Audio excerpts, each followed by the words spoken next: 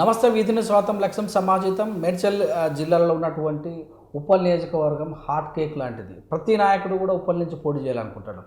మరి ఇప్పుడున్న ప్రభుత్వ పార్టీ తీసుకున్నట్టయితే బీఆర్ఎస్ పార్టీ తీసుకున్నట్టే మరి చాలామంది క్యాండిడేట్ పుట్టుకొస్తున్నారు. ఉన్నటువంటి క్యాండిడేట్ కాకుండా 4-5 పుట్టుకొస్తున్నారు. గతంలో కాంగ్రెస్ పార్టీ పరిస్థితి కూడా అంతే. ఎప్పుడు తనకు టికెట్ వస్తుంది, నేను ఈసారి ఖచ్చితంగా పోటీ చేస్తాను అనుకుని చెప్పుకునే సీనియర్ నాయకులు కాంగ్రెస్ పార్టీ రాగిడి లక్ష్మారెడ్డి గారి పరిస్థితి టికెట్ వచ్చినట్టే వచ్చి లాస్ట్గా అలయన్స్లో 2018లో మిస్ అయిన సందర్భాలు కూడా చూస్తూనే ఉన్నాం. ఆ టికెట్ రాకపోవడం వల్ల అదే కాంగ్రెస్ పార్టీ నుంచి టీఆర్ఎస్ పార్టీ కూడా ఒక మాజీ నాయకుడు వెళ్ళినటువంటి ఉదంతాలు చూస్తూనే ఉన్నాం. మరి ఎందుకు రాగిడి లక్ష్మారెడ్డి పరిస్థితి టికెట్కు దూరంగా ఉండవలసిన పరిస్థితి ఏర్పడుతుంది?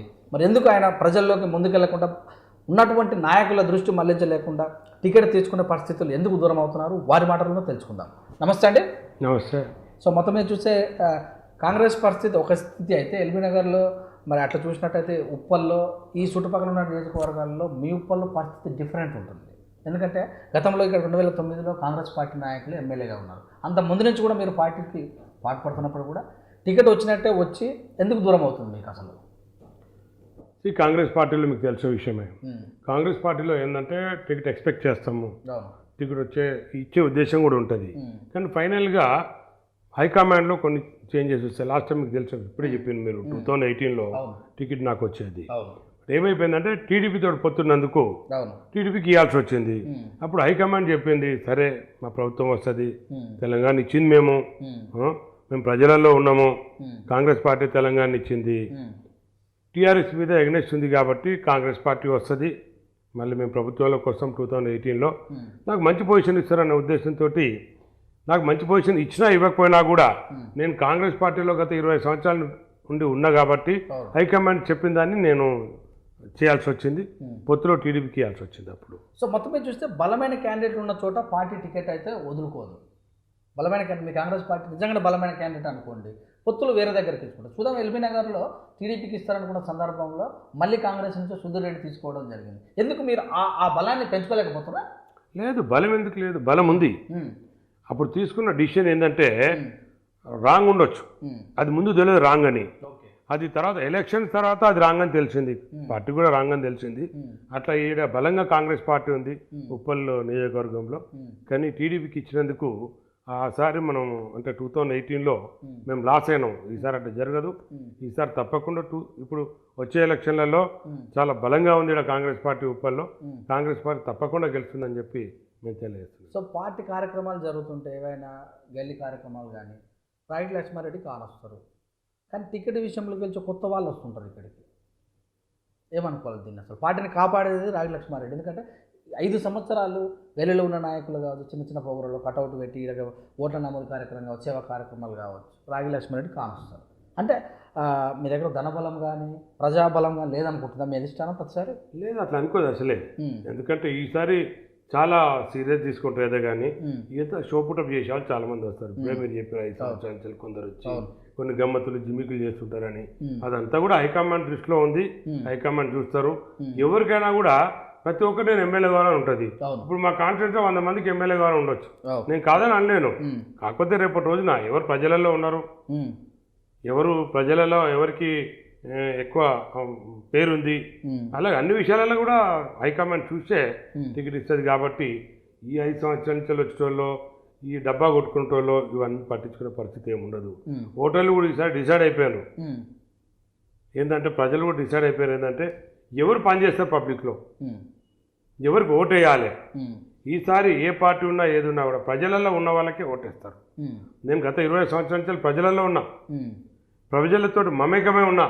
ఓకే, ఏ ప్రోగ్రామ్ అయినా మంచి చెడు ఏది కావాలన్నా, ఎడ్యుకేషన్ విషయం అనుకోండి, ఎవరికన్నా ఎడ్యుకేషన్ పేదవాళ్లకు చదువుల విషయం అనుకోండి, లేకపోతే హెల్త్ ప్రాబ్లం ఎవరికి ఉన్నా కూడా ఈ రోజున నేను వేలాది మందికి ఆపరేషన్ చెప్పాను. ఎవరికే ప్రాబ్లం ఉన్నా కూడా నేనున్నా అని చెప్పి ముందుంటా. కాబట్టి ప్రజలు ప్రతి ఒక్కరు గమనిస్తున్నారు. చాలా మంది మీరు అన్నట్టు 5 సంవత్సరాల గురించి, 3 సంవత్సరాల గురించి, 10 సంవత్సరాల గురించి వస్తారేమో. 25 సంవత్సరాల నుంచి వెళ్ళిన ప్రజల్లో ఉన్నా. కాబట్టి ఈసారి తప్పకుండా నన్ను ప్రజలు ఆశీర్వదిస్తారని చెప్పి నేను. సో చలివేంద్రాలు పెట్టి ఏదో కొంతమందికి బుక్కులు ఇప్పించి, నోటీసులు ఇప్పించి, నోట్స్ ఇప్పించి, లేకపోతే కరోనా సమయంలో కూరగాయలు ఇప్పించినంత మాత్రంలో రాజకీయం అవుతుంది అనుకుంటారా? సురేష్ గారు, మీరు మాట్లాడేది మీరు నా గురించి తెలుసుకొని మాట్లాడుతారో తెలుసుకోక మాట్లాడుతారో నాకు తెలియదు. ధను సురేష్ గారు మళ్ళొకసారి మీకు చెప్తున్నాను చెప్పండి. నేను అందరిలాంటి వాడిని కాదు. నేను మీతో ఛాలెంజ్ చేస్తా. చెప్పండి. హైదరాబాద్లో గ్రేటర్ హైదరాబాద్లో ఓకే 23 కాన్స్టిట్యున్సీలు ఉంటాయి. అవును. 23 కాన్స్టిట్యున్సీలల్లా ఏ పార్టీ నాయకుడైనా గత 25 సంవత్సరాల నుంచి వెళ్ళి నేను చెప్పేది ఏదైతే ఉందో మీ గురించి చెప్తలేను, మీ గురించి తయారు చేసుకోలేదు. నేను రాజకీయంలో ఉంటాము ఉండము, ఓకే ఎమ్మెల్యేలు అవుతాము కాము, ఓకే కానీ మీరు మాట్లాడే మాట తప్పు మాట్లాడినారు. చెప్పండి. ఎట్లా మీరు ఎందుకు తప్పు మాట్లాడినారు అంటే ఏదో బుక్లు ఇచ్చినంత మాత్రాన ఇంకేదో చేసినంత మాత్రాన మీరు ఏదో చాలా మంది గల్లీలో మీరు చాలా మందిని చూసుంటారు. చాలా మంది మీరు ఒకటి వినండి సురేష్ గారు, మీరు చాలా మందిని చూస్తుంటారు నాయకుల్ని. ఎవరు చూసారో నాకు తెలియదు. ఓకే నేను ఇప్పుడు కూడా మీతో ఛాలెంజ్ చేస్తున్నా. చెప్పండి. 23 గ్రేటర్ హైదరాబాద్లో 23 కాన్స్టిట్యున్సీలు ఉంటాయి. అవును. మీరు 23 కాన్స్టిట్యున్సీలలో 5 ఏళ్ల నుంచి ఎవరు చేస్తారు చారిటీ పని, 10 ఏళ్ల నుంచి ఎవరు చేస్తారు, 5 నెలల నుంచి ఎవరు చేస్తారు, ఏం చేస్తారు? ఇప్పుడు సోషల్ మీడియా అనేది చాలా అడ్వాన్స్ ఉంది. నేను చెప్పని అవసరం లేదు నా గురించి. ఒక్కసారి నా స్టోరీ ఏందో చూడండి మీరు. నేను చెప్పను నా ఫైల్ ఇవ్వాలంటే నీకు లారీ సరిపోదు, నువ్వు మోయలేవు. I'm sorry Suresh, I'm sorry. నేను ఏంటంటే మీరు ఎక్కడో అసలు నేను మీతో కలవాలి మాట్లాడాలంటే మీరు ఇష్టం వచ్చినట్టు మాట్లాడితే నేను మాట్లాడలేదు. మీరు అడిగేదానికి ఆన్సర్ ఇస్తున్నా, అందుకనే నేను మీతో ఛాలెంజ్ చేస్తున్నా. మీ స్టూడియోకి వస్తారండి ఈసారి. మీరేం చేయండి, గత 25 సంవత్సరాల నుంచి వెళ్ళి గ్రేటర్ హైదరాబాద్ లో ఎవరు లీడరు, కాంగ్రెస్ పార్టీలో ఎవరు లీడర్లు, ఏమేం పనులు చేసినారు, ప్రజలలో ఎట్లున్నారు, ఎవరు షోపుటప్ చేస్తారు, వేరే పార్టీలలో ఎవరు ఉన్నారు, ఎవరు మా ఎమ్మెల్యే ఉన్నాడు 10 రూపాయలు ఖర్చు పెట్టమని పబ్లిక్ గురించి చూపెట్టమనండి. ఉంటుంది కదా, రికార్డు ఉంటుంది కదా. నేను 1 కోటి రూపాయలు ఖర్చు పెట్టాను, రికార్డు ఉండాలి కదా. ఎవరైనా ఏదైనా చెప్పుకోవచ్చు. వేరే ఎమ్మెల్యేలు ఉన్నారు గ్రేటర్ హైదరాబాద్లో. ఇప్పుడు 23 మంది గ్రేటర్ హైదరాబాద్లో 150 డివిజన్లల్లో ఏదైతే హైదరాబాద్ ఇన్వాల్వ్ అయి ఉంటుందో 150 డివిజన్లలో దాదాపు 23 మంది ఎమ్మెల్యేలు ఉంటారు. మీరు చూడండి, ఇప్పుడు రూలింగ్ పార్టీలో ఉన్న వాళ్ళంటే వాళ్ళు రూలింగ్లో ఉన్నారు కాబట్టి పైసలు దండుకొని వాళ్ళు ఏమైనా చేయొచ్చు, ఏదో పైసలు ఖర్చు పెట్టవచ్చు.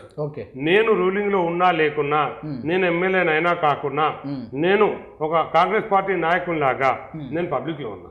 ఇది నేను చెప్పడం కాదు, మీరు చెక్ చేసుకోవాలి. నా పేజ్ ఉంటుంది, నేను గత 20 సంవత్సరాల నుంచి చేసిన ప్రోగ్రామ్స్ ఉంటాయి. చూడండి మీరు, నెలకు నేను ఎన్ని ప్రోగ్రామ్ చేస్తా, పబ్లిక్లో ఎట్లుంటా, ఎంత డబ్బు ఖర్చు పెడతా, ఎవరితో ఎట్లుంటా. నాకు టికెట్ వచ్చి మీకు తెలుసు, 2009లో నాకు టికెట్ ఇచ్చిపోయింది. 2009లో నేను రాజకీయం పని చేసుకొని దుగ్లం పని చేసుకోవాలి. నేను 2009లో ఉద్రపోయి రాజకీయం అనుకోవాలి. నేను అప్పటికే ఎన్నో డబ్బు ఖర్చు పెట్టి పబ్లిక్ తోటి నేనున్నా, పబ్లిక్ తోటి సంబంధం లేదు. రాజకీయం కూడా నేను చాలా తిరిగినాను. గ్రేటర్ హైదరాబాద్లోనే ఒక నాయకుల్లాగా నేను పనిచేసిన. ఒక టాప్ 5 నాయకులలో నేను ఒక టాప్ 10 నాయకులలో నేను ఒకలాగా ఉన్నా 2009లో. నేను ఇప్పటి నాయకుడిని కాదు. నేను 25 ఇయర్స్ పార్టీలో ఎన్ఎస్ఏలో ఉన్నా, యూత్ కాంగ్రెస్లో ఉన్నా, కాంగ్రెస్లో ఉన్నా. ఈ రోజున ఒక కాంగ్రెస్ పార్టీ నాయకుల్లాగా మామూలుగా చలామణి కావడం కాదు. మీరు చూడండి 23 కాన్స్టిట్యున్సీల కాంగ్రెస్ పార్టీలో చలామణి వాళ్ళని చూడండి, బీజేపీలో చలామణి చూడండి, టీఆర్ఎస్లో చలామణి చూడండి. మీరు ఎవరేం చేస్తారు, నేనేం చేస్తా, నా గురించి చెప్పుకోవడం వేస్ట్. నేను చారిటీ చేయడం అంటే నెలకోసారి చారిటీ చేయడము, 6 నెలలకోసారి చారిటీ చేయడము, ఎలక్షన్ ఇంకా 6 నెలలు ఉండే కదా చారిటీ చేయడం కాదు. నేను ఎప్పుడు ప్రజలలో ఉంటాను. నేను అది మీరు ఫస్ట్ గుర్తించాలి. మీరు గుర్తించకపోతే నా గురించి చెక్ చేయాలి, మీరు నా గురించి ఎంక్వైరీ చేయాలి. అంతేగాని మీరు ఇష్టం వచ్చినట్టు మాట్లాడితే. ఇప్పుడు మీ కార్పొరేటర్లు కూడా ఇక్కడ 2 సీట్లు వచ్చి ఉంటే అందులో వాళ్ళు కూడా ఎప్పటి నుంచో సేవ చేస్తున్నారు, వాళ్ళు కూడా టికెట్ వాళ్ళే అని అంటారు. అడగొచ్చు, కార్పొరేటర్లు ఏంది ఎవరైనా అడగొచ్చు. కార్పొరేటర్ల కన్నా చిన్న వాళ్ళు అడగొచ్చు. నా దగ్గర కూడా 20 మంది తిరుగుతున్నారు. ఒకరు ఎస్సీసీఎల్ ఉంటారు, ఒకరు ఎస్సీసీఎల్ ఉంటారు, ఒకరు బీసీసీఎల్ ఉన్నారు, ఇంకొకరు వచ్చేసి ఇంకొకరు ఉన్నారు మైనార్టీ సెల్ ఉన్నారు. అందరు అడుగుతున్నారు, అన్న మైనార్టీ సెల్ నాకు ఇవ్వాలి అంటున్నారు. తీసుకోరా అని చెప్పిన. ఎస్టీ సెల్ అడుగుతున్నాడు మావాడు, అన్న ఎస్టీలకు ఇస్తే నాకు ఇవ్వాలి, తీసుకోరా అని చెప్పిన. ఓబీసీలో మన వాళ్ళు తీసుకోమని చెప్తున్నా, ఎవరే కానీ మీరు ఉండరా లైన్లో అంటున్నా. లైన్లో ఉంటే తప్పేముంది? మా కార్పొరేటర్లు కాంగ్రెస్ పార్టీ కార్పొరేటర్లు కాదా, మాకు ఎమ్మెల్యే టికెట్ ఇవ్వండి తప్ప నాకేమన్నా? ఎవరి దగ్గర దమ్ము ఉంటే, ఎవరు పబ్లిక్లో ఉంటే వానికి హైకమాండ్ ఇస్తుంది టికెట్. దానికి నేను ఈయన కాదు ఎమ్మెల్యే, ఆయన కాదు ఎమ్మెల్యే, నేను ఎమ్మెల్యే, నేను పారాచూటే పనిచేస్తుంది అంటారు. మళ్ళీ ఈసారి ఉప్పల్లో కూడా పారాచూట్ అని మీరు అనుకోవచ్చు, మీరు పారాచూట్ అనుకోవచ్చు, ఇంకా చూటా పారా అనుకోవచ్చు. మీరు ఏమని అనుకోరు, మాకు సంబంధించి కాదు. ఈసారి తప్పకుండా నేను ఎక్కడి కంటెస్ట్ చేస్తా. ఏదేమైనా కాంగ్రెస్ టికెట్ అంటారా? కాంగ్రెస్ టికెట్ నుంచి కంటెస్ట్ చేస్తా. ఎవరు మీకు ఈసారి మీకు వినంత ఆల్రెడీ కొంతమంది మాకు రేవంత్ రెడ్డి అనుచరులం మేము ఆయన కోసం ఎవరైనా చెప్పుకోవచ్చు. రేవంత్ రెడ్డి నాకంటే క్లోజ్ ఎవరితో ఉన్నాడు ఇక్కడ? రేవంత్ రెడ్డి గారు నాకంటే క్లోజ్ ఎవరితో ఉండడు. నాకంటే సీనియర్ ఎవరున్నారు, నాకంటే క్లోజ్ ఎవరు ఉంటారు? చెప్పుకున్న వాళ్ళు చెప్పుకుంటారు. నేనేం చేస్తుందని చెప్పుకుంటే గెలుపు గుర్రాలకు ఈసారి ఇస్తామన్నా అని సేమ్ 2009 ముచ్చట 2018 ముచ్చట చెప్తే గెలుపు గుర్రాలకే ఇస్తారు. ఆ రేసులో మీరున్నారా? అది హైకమాండ్ డిసైడ్ చేస్తే మీరు చెక్ చేసి నాకు మళ్ళీ చెప్పాలి. గెలుపు గుర్రాలలో లేకపోతే టికెట్ ఇవ్వద్దని నేనే చెప్తాను. ఇంతకుముందు ఇంటర్వ్యూలో చెప్పడం జరిగింది. గెలిచే వారికే టికెట్ ఇవ్వాలి. నేను గెలవనంటే నాకు టికెట్ ఇవ్వద్దు. ఓకే, నేను ఫస్టే చెప్తున్నా. నాకేం గెలవనంటే నాకు అవసరం లేదు టికెట్. గెలిచే వాళ్ళకే టికెట్ ఇవ్వాలి. ఉప్పల్ నుంచి రాగి లక్ష్మారెడ్డి బలం ఏంది అసలు? కాంగ్రెస్ పార్టీని తప్పించి సొంత బలం ఏమైనా ఉందా?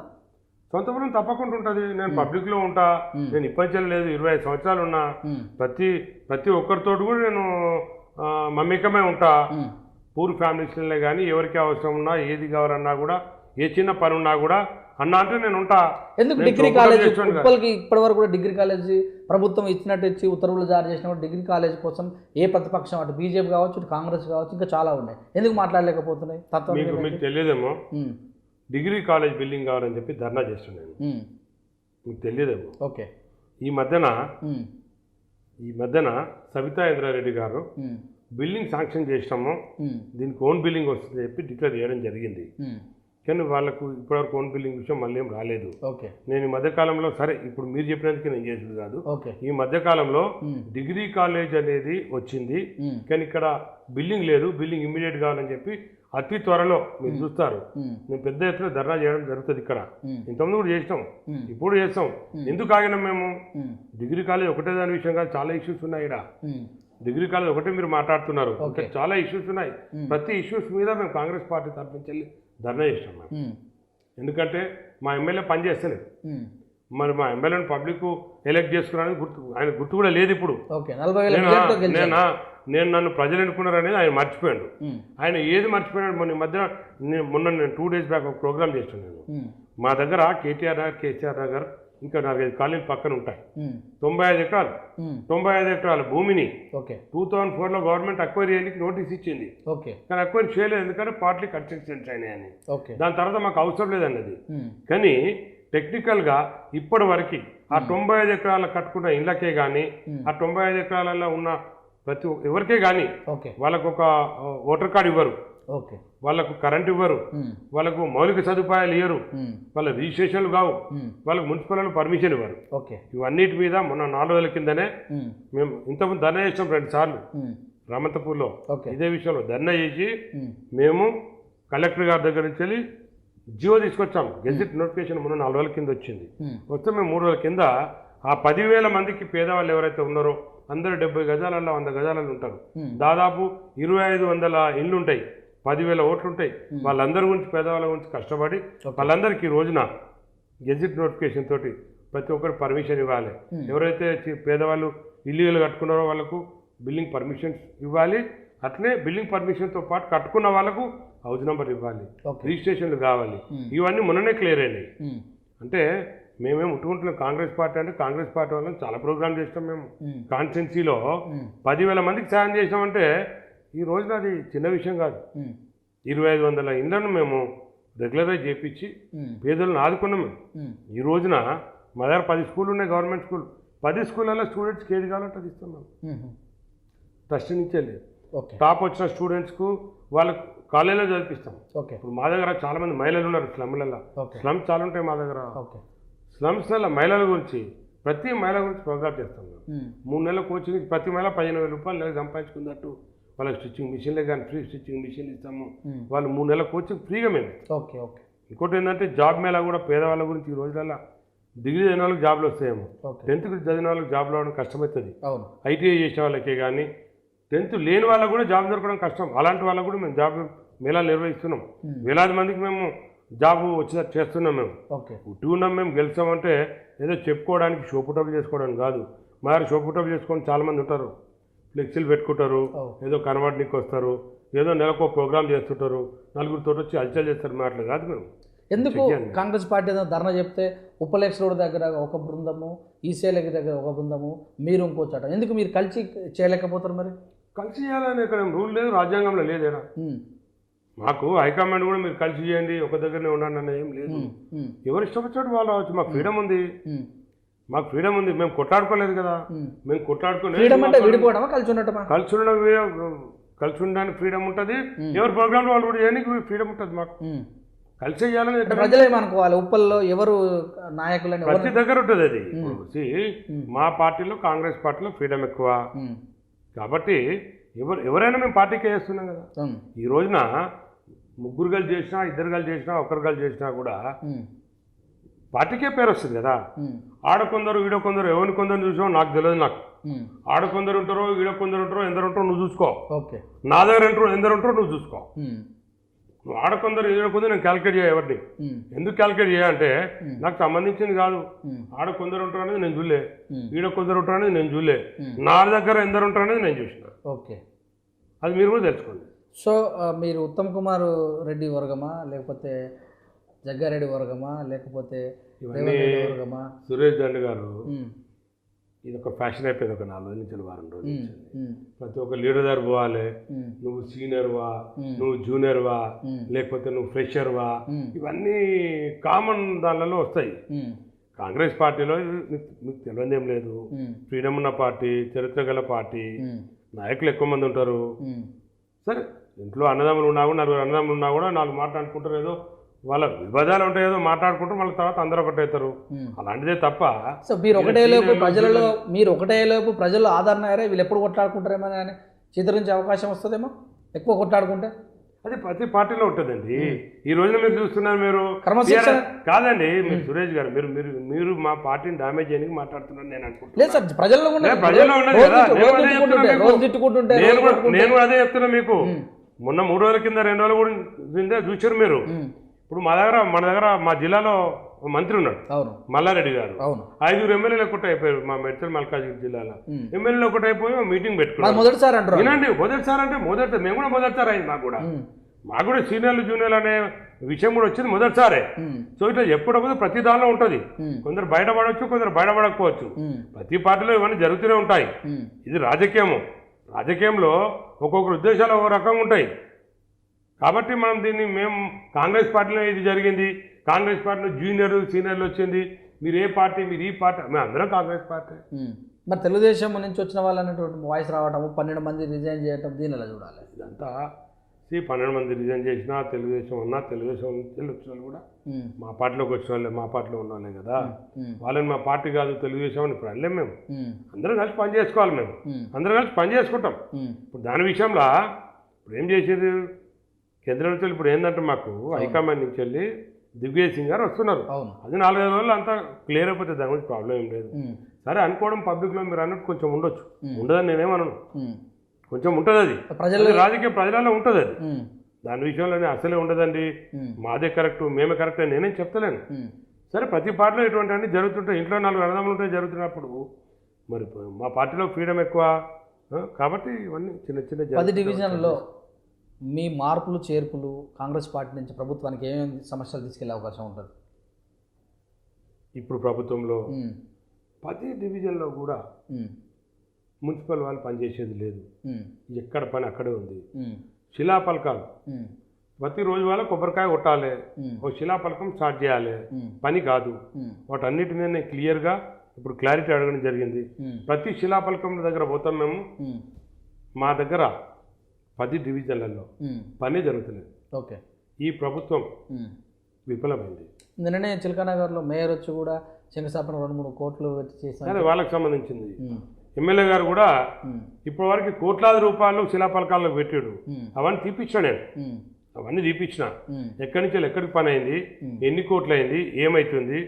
మరి వీళ్ళు పని చేస్తుంటే పని మధ్యలో ఆగిపోతుంది. మొన్న మధ్యలో పని స్టార్ట్ చేశారు. వాళ్ళ కిట్ బ్యాగ్ నుంచి పని చేస్తారు వాళ్ళు. పని జరుగుతలేదు. ప్రతి దాని మీద ఇప్పుడు మేము తప్పకుండా దాన్ని ఎంక్వైరీ చేసుకుంటాము.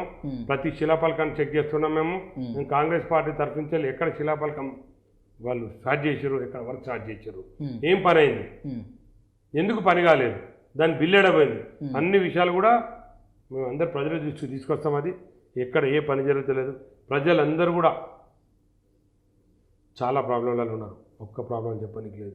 మున్సిపల్ వాళ్ళు కలెక్షన్ విషయంలో వస్తారు, పెద్ద బాబులను కాపాడతారు, పెద్ద పెద్ద బిల్డింగ్ కట్టేవాళ్ళను, పెద్ద పెద్ద ఇల్లీగల్ సెటిల్ వేసే వాళ్ళని కాపాడతారు. చిన్న వాళ్ళని మాత్రం పోయి పలగొడతారు. ఓకే, వాళ్ళకి డబ్బులు ఇచ్చే కాడ, వాళ్ళకి ఇన్ఫ్లుయెన్స్ ఉన్న కాడ. ఇప్పుడు ఏంటంటే మా దగ్గర ఆఫీసర్స్ అందరు కూడా వాళ్ళు కూడా పొలిటీషియన్స్ అయిపోయినారు. ఓకే, మా దగ్గర మున్సిపల్ వాళ్ళు ఉన్నారు. ఎమ్మెల్యే అది ఏది చెప్తా చేస్తారు. ఎమ్మెల్యే కనుచూపులో ఉంటారు. ప్రభుత్వానికి కొత్తది పలుకుతున్నారా? బస్ ప్రభుత్వానికి కాదు, మా ఎమ్మెల్యేకి అట్లే రెవెన్యూ సిబ్బంది కూడా ఉంది. మా దగ్గర బఫర్ జోన్స్ ఉన్నాయి. బఫర్ జోన్స్ కాపాడాలి. అవును, మేము ఎన్నోసార్లు బఫర్ జోన్ కాపాడి, బఫర్ జోన్ కాపాడకపోతే ప్రాబ్లం ఏమవుతుందంటే పేదోడు పోయి తక్కువకి వస్తుంది అనుకుంటున్నాడు. అవును, దాని తర్వాత కూల కొడుతున్నారు. ఓకే, మళ్ళీ ఫైనల్ లాస్ అయ్యేది పేదోడు. ఓకే. సో ఇట్లా ఏంటంటే ఇప్పుడు ఆ బఫర్ జోన్ ఏమైనా కావాలంటే, ఏమైనా చేయాలంటే ఈ బాబులందరూ పోయి ఎమ్మెల్యే బాబును కలుస్తారు. ఓకే, కలిసి వాళ్ళు మాట్లాడుకుంటారు, ఏమన్నా చేసుకోరా అంటారు. దాన్ని మున్సిపల్ వాళ్ళు అత్తాసు పలుకుతారు. మళ్ళీ పలగొట్టేది వాళ్ళే, తీసుకునేది వాళ్ళే. ఇలాంటి విషయాలు చాలా జరుగుతున్నాయి మా దగ్గర. రెవెన్యూ వాళ్ళు కూడా అదే పరిస్థితి. మా రెవెన్యూ వాళ్ళు కూడా ఎమ్మెల్యే గారు అంటే అత్తాసు పలకడం కాదు, వాళ్ళు మరి గవర్నమెంట్లో భాగం చేసుకున్నారో ఏమో మాకు తెలియదు, కానీ ఎమ్మెల్యే గారు కనుచూపులలో జరుగుతున్నాయి పనులు. ఈ మధ్యన పోలీసు వాళ్ళది కూడా చూస్తున్నాం మేము. ఒక ఎమ్మెల్యే అంటే ప్రజలలో ఓపెన్గా పోవాలి, ప్రజలలో మింగిలైపోవాలి. ఆయనకు ఒక ముంగట ఒక కారు పెడుతూ రెస్కాటు, వెనుకొక కారు పెడుతూ రెస్కాటు, పోలీసు వాళ్ళు కూడా. సో ఇవన్నీ మేము చూస్తున్నాము, ఇవన్నీ కూడా మేము అబ్జర్వ్ చేస్తున్నాం. వీటన్నిటి మీద కూడా మేము తప్పకుండా ఇవన్నీ ప్రజల్లోకి తీసుకుపోతాం, ఊరుకుండేదని చెప్పి. సో మొత్తమే చూస్తే లాస్ట్ ఫైనల్ టీఆర్ఎస్ ప్రభుత్వము మళ్ళీ టికెట్ నాకే ఇస్తుంది. రెండవది మేమే చేసాము, ఇక్కడ పింఛన్లు ఇప్పిస్తున్నాము, ఇక్కడ కేసీఆర్కి ఇప్పిస్తున్నాం గవర్నమెంట్లకు. 6 ఏళ్ళ నుంచి 60 ఏళ్ళ వరకు సంబంధించిన అన్ని మేమే చేస్తున్నాము. గురుకులాలు పెట్టాము. గురుకులాలు పెట్టి కాంగ్రెస్ పీరియడ్లో మరి తక్కువ ఉన్నటువంటిది ఇప్పుడు 1000కి పైచలకు గురుకులాలు పెంచాము, మైనారిటీ స్కూల్స్ పెంచాము, రాబోయే రోజుల్లో న్యూట్రిషన్ కూడా ఇస్తున్నాం మేము అని టీఆర్ఎస్ ప్రభుత్వం. సురేష్ గారు మీరు ఎంత చెప్పని పోయినా కూడా అదొక లిస్ట్ ఉంటుంది, ఒక రోజంతా చదువుకోవాల్సి వస్తుంది. మీరు మనం ఇంపార్టెంట్గా మాట్లాడుకుందాము. 2 bedrooms ఎందరికి ఇచ్చారు మా కాన్స్టిట్యున్సీలో? నేను స్టేట్ గురించి మాట్లాడుతున్నాను. మా కాన్స్టిట్యున్సీలో 2 bedrooms ఎందరికి ఇచ్చారు? మా కాన్స్టిట్యున్సీలో సీనియర్ సిటిజన్స్ ఎవరైతే ఉన్నారో ఎందరి పెండింగ్ ఉన్నాయి? మీకు అంతా లిస్ట్ ఇస్తా నేను, మీకు అందరికి లిస్ట్ ఇస్తా నేను. వికలాంగులు ఉన్నారు, ఎందరు పెన్షన్ ఇస్తున్నారు మీరు? వితంతులు ఉన్నారు, ఎందరు పెన్షన్ ఇస్తున్నారు మీరు? ఇప్పుడు దళిత బంధు తీసుకొచ్చారు. దళిత బంధు ఎందరికి ఇచ్చారు మీరు? మా దగ్గర దళితులు, మా దగ్గర దాదాపు 32,000 మంది ఉన్నారు. దళితులు 35,000 మంది ఉన్నారు. నిరంతర ప్రక్రియ తీసుకొచ్చి నిరంతర ప్రక్రియ అన్నారు కదా. 100 మందికి దళితులకు ఇస్తా అని 100 మందికి ఇస్తే ఆ 100 మంది కూడా ఆయన దగ్గర ఎమ్మెల్యే దగ్గర తిరగటోళ్ళు, వాళ్ళ పార్టీలో తిరగటోళ్ళకు ఇస్తే అందరికి 2 కార్లు ఉన్న వాళ్ళకు, 4 ఇళ్ళు ఉన్న వాళ్ళకు, వాళ్ళేమన్నా తిరిగేటోళ్ళకి ఇస్తే వాళ్ళ బినాల తెలిసిన వాళ్ళకరే మీ దానిలో దళితులు ఉంటే తీసుకురా, నువ్వు సగం ఆయన సగం తీసుకో అని చెప్పి వాళ్ళు పంచుకుంటే నిజంగా పేద దళితునికి ఏం సహాయం చేసినట్టు? ఇప్పుడు KG to PG అన్నారు, ఏమైంది? ఇవాళ స్కూల్లో పరిస్థితి చూడండి. మా కాన్స్టిట్యూన్సీలో, నేను వేరే స్కూల్ గురించి మాట్లాడుతున్నాను, మా కాన్స్టిట్యూన్సీలో మీరు రండి. ఈ రోజున బాలికల గురించి, గర్ల్స్ గురించి బాత్రూమ్స్ ఎంత ఇంపార్టెంట్. ఎన్ని గవర్నమెంట్ స్కూళ్ళల్లో బాత్రూమ్స్ లేవు మీకు చూపెడతాను నేను. ఎందరు నేలల మీద కూర్చుంటున్నారు స్కూళ్ళలో. మొన్న మధ్యన మీరు చూసారు, DEO నా ఫోన్ ఎత్తదు, డిస్ట్రిక్ట్ ఎడ్యుకేషన్ ఆఫీసర్ నా ఫోన్ ఎత్తదు. నేను 2 సార్లు ధర్నా చేసిన. మాకిప్పుడు ప్రోగ్రాంల మీద రోజు మా పని ఒకటే, కాంగ్రెస్ పార్టీ తరఫు నుంచి వెళ్ళి రోజు ఒక ఆఫీస్ ముందు ధర్నా చేయడమే. ప్రజలను పట్టించుకోవట్లేరు అసలు. మా దగ్గర ఉన్న ప్రాబ్లమ్స్ పట్టించుకోవట్లేరు. ఇప్పుడు మీరు ప్రతి దగ్గర వాళ్ళ కిట్ బ్యాగ్స్ గురించి ఇప్పుడు వాళ్ళు ఏం చేస్తారు, వాళ్ళు స్కీమ్ వస్తారు, బస్సు దవాఖానా అంటారు. బస్సు దవాఖానా పెడితే దానిలో చాలా మందికి చాలా కిట్ బ్యాగ్స్ ఉంటాయి. మెడిసిన్స్ అనుకోండి, రిక్రూట్మెంట్ అనుకోండి. దళిత బస్సు దవాఖానా పెడతారు, బస్సు దవాఖానా డాక్టర్ ఉన్నాడు. మేము ఎన్నోసార్లు ధర్నా చేయడం జరిగింది. పక్క రాష్ట్రం నుంచి కూడా వచ్చి ఇక్కడ డెలివరీ చేయించుకొని పోతారు. ఇంత బాగుంది, అదంతా చెప్పుకోవడానికి బాగుంది. ఎక్కడ డెలివరీ చేశారు? మొన్న మధ్యన అన్నారు బస్సు దవాఖానా పేదోళ్ళు ఉంటారు, పాపం పేదోళ్ళకి చాలా కష్టపడతారు, వాళ్ళకి డబ్బులు ఖర్చు పెట్టకుండా అన్ని టెస్ట్ చేయాలన్నారు కదా. టెస్ట్ ఇప్పటివరకు ఏ ఒక్క బస్సు దవాఖానా టెస్ట్ చేసిరా? టెస్ట్ చేస్తా అన్నారు కదా. మరి ఇప్పటివరకు మీరు వేరే దగ్గర పోతే టెస్ట్ చేయించుకుంటే చాలా డబ్బు ఖర్చు అవుతుంది. విజయ డయాగ్నోస్టిక్స్ లాంటి పెద్ద పెద్ద వాటిలో పోతే వేలాది రూపాయలు మీకు ఖర్చు అవుతున్నాయి. అన్ని ఫ్రీగా చేస్తా అన్నారు కదా. ఏం చేశారు? ఏమన్నా చేసిరా ఇప్పటివరకు? రోడ్ల పరిస్థితి ఏంది? చెరువులను సుందరీకరణ చేస్తున్నారు, ఏమైంది చెరువుల సుందరీకరణ? ఎన్ని కబ్జాలు అవుతున్నాయి? బఫర్ జోన్ ఏమైంది? అలా బఫర్ జోన్ మా దగ్గర ఉపలించలంతా మూసిపోతుంటుంది. బఫర్ జోన్ అంతా ఉన్నది. బఫర్ జోన్లో మీరు ఏం డెవలప్ చేశారు? బఫర్ జోన్ను మీరే కట్టిస్తారు, మీరే కూలగొట్టిస్తారు, మీ పార్టీ వాళ్ళతో కట్టిస్తారు, మళ్ళీ ఆఫీసర్తో కూలగొట్టిస్తారు. ఏదైనా డబ్బులు దండుకోవడానికే తప్ప టీఆర్ఎస్ పార్టీలా ఏ నాయకుడే కానీ రూలింగ్లో ఉన్నాము మళ్ళీ వచ్చేది లేదు, దండుకుందామా అనే దానిలో తప్ప ఇంకా వేరే ఏది లేదు, ఏ డెవలప్మెంట్స్ లేవు. ఈ రోజున శిలాపలకాలే కానీ ఏదే కానీ పని అవుతుందనేది కానీ కాంట్రాక్టర్ని పిలిపించుకొని ఎవరి లెవెల్లో వాళ్ళు వాళ్ళ డబ్బులు వాళ్ళు దండుకొని వాళ్ళ కిడ్ బ్యాగ్స్ వాళ్ళు తీసుకోవడమే తప్ప మొన్న ఈ మధ్యన చేశారు మీరు కోట్లాది రూపాయలు పెట్టి మల్టిపుల్ ఫంక్షన్ హాల్ కట్టి రామంతపూర్లో కోట్లాది రూపాయలు పెట్టి మల్టిపుల్ ఫంక్షన్ హాల్ ఏమైంది? 2 సంవత్సరాల కిందనే ఎలక్షన్స్ ముంగట వచ్చేసి అప్పటి మేయర్ వచ్చేసి ఓపెనింగ్ చేసిపోయాడు, అప్పటికే కంప్లీట్ అయిపోయింది మల్టిపుల్ ఫంక్షన్ హాల్. వేలాది మందికి ఇప్పటివరకు సహాయం అవుతుండే. ఎందరో పేదవాళ్ళు ఉంటారు, నిజంగా చాలా మంచిగా కట్టారు, ఒప్పుకుందాం మంచిగా కట్టింది, 1500 మందికి పెళ్లి చేయొచ్చు. కానీ ఎందుకు 2 సంవత్సరాల నుంచి వెళ్ళి పేదవాళ్ళను పట్టించుకోకుండా మీ కిడ్ బ్యాగ్స్ గురించా లేకపోయిందంటే ఏంది మీ సంగతి ఏంది? ఎందుకు మీరు దాన్ని అఫీషియల్గా ఓపెన్ చేయలేదు? మేము 2 సార్లు ధర్నా చేస్తే మొన్న మధ్యన ఓపెన్ చేసాం.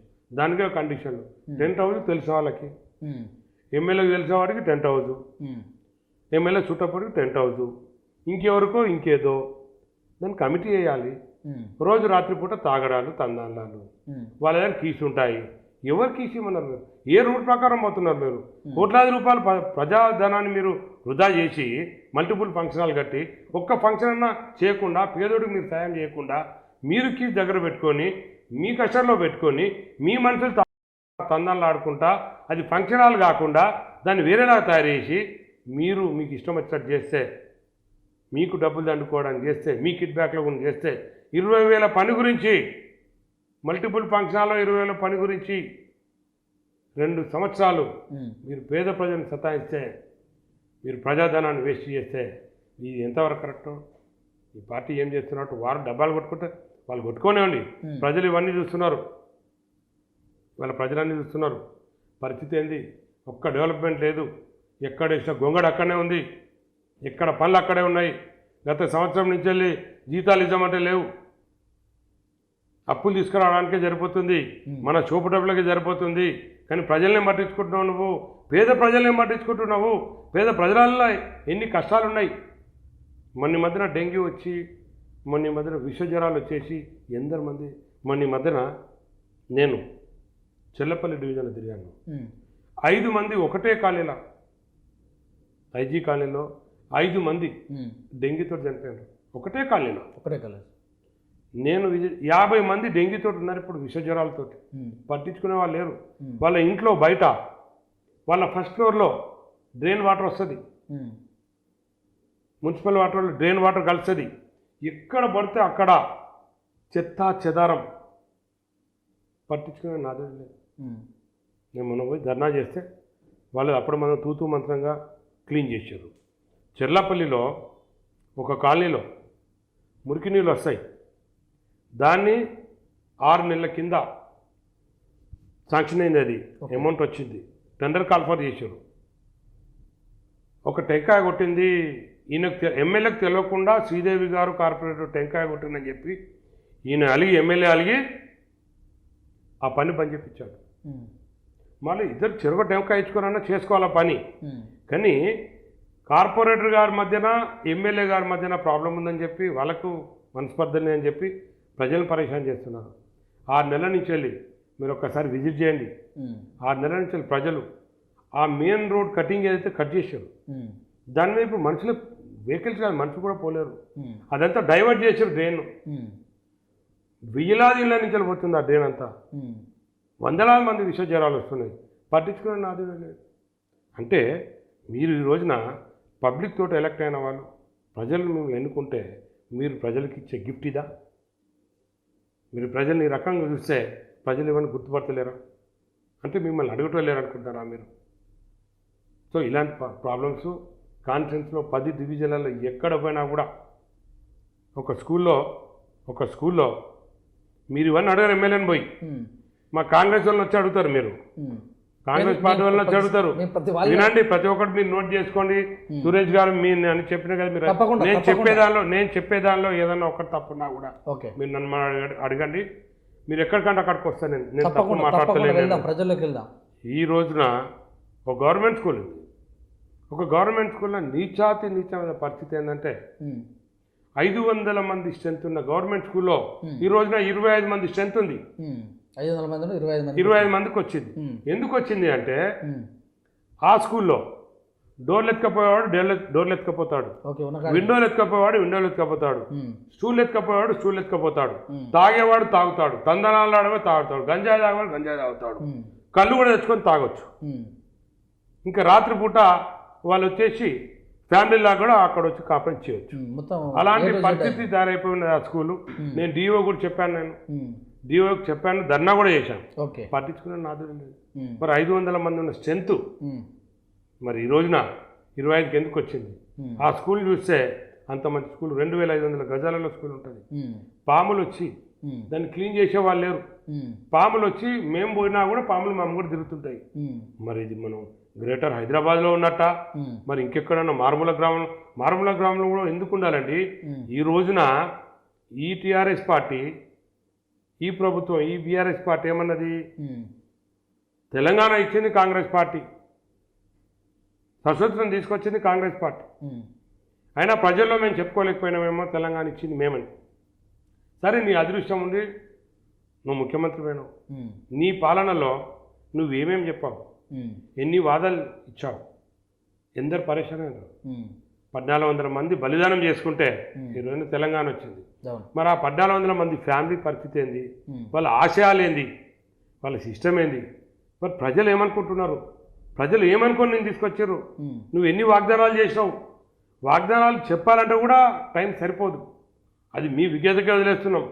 నువ్వన్నావు హైదరాబాద్, గ్రేటర్ హైదరాబాద్ అంటే ఇది డల్లాస్ అనుకోవాలి, న్యూయార్క్ ఇస్తాంబుల్ అనుకోవాలి, న్యూయార్క్ అనుకున్నావు కదా. మరి ఏమైంది ఈ రోజున? అవన్నీ ఏమైంది? ఎందుకు ఇట్లా చేస్తున్నారు మీరు? అంటే ఇక ప్రజలు మీకు పట్టాభిషేకం ఇచ్చారు, ఒకటోసారి కాదు, రెండోసారి కూడా ఇచ్చారు, మూడోసారి కూడా ఏదో జిమిక్ చేద్దాం అనుకుంటున్నారా? కాదు, నేను అనేది సిస్టమ్ పాడు చేస్తున్నారు. ఈ రోజున మీరు మీ ఎమ్మెల్యేలకే కానీ, మీ మంత్రులకే కానీ, మీ కార్పొరేటర్లకే కానీ, ఎవరున్నా మీ నాయకులకు అందరికీ దండుకుడు బంద్ చేయమని చెప్పండి, ప్రజలకు బొమ్మని చెప్పండి, ప్రజల ఆశీర్వాదం తీసుకోండి, ప్రజలకు ఏం పని కావాలో చూడండి. ప్రజల పని మీరు చేయకపోతే ప్రజలు మిమ్మల్ని ఎట్లా ఆశీర్వదిస్తారు? ఆశీర్వదించడం ఎందుకని చెప్పి కూడా బాధపడుతున్నారు, శాపనార్థాలు వస్తాయి. కాబట్టి మీరు పోండి, ఎమ్మెల్యే గారు పోండి, తప్పకుండా ఎమ్మెల్యే గారు పోయి ప్రాబ్లమ్స్ ఏందని అడగండి. నేను ప్రాబ్లమ్స్ అంతా మీకు లిస్ట్ ఇస్తాను. సరిపోదు, ఈ ప్రాబ్లమ్స్ చెప్పండి, టైం సరిపోదు. Okay sir, thank you sir, thank you very much. చక్కటి విశ్లేషణ చేశారు. మీ ఉప్పల్లో ఉన్న పరిస్థితులన్నీ కూడా ఎకరవ చేశారు, మా దృష్టి తీసుకొచ్చారు. ఈ ఒక అంశాన్ని ఖచ్చితంగా ఎమ్మెల్యే దృష్టికి తీసుకెళ్ళి సాధ్యమైనంత వరకు కూడా సాల్వ్ చేసే విషయానికి మేము ముందుంటామని మనస్ఫూర్తిగా కోరుకుంటూ నమస్తే అండి. Thank you. సో ఇదండి, మరి మరొకసారి మరొక అంశంతో మరి రాగి లక్ష్మారెడ్డి తోటి ముచ్చటిద్దాం. అంతవరకు చూసండి విత్ న్యూస్. లక్ష్యం సమాజంతో కెమెరామెన్ అఖిల్తో మీ సురేష్ దండు.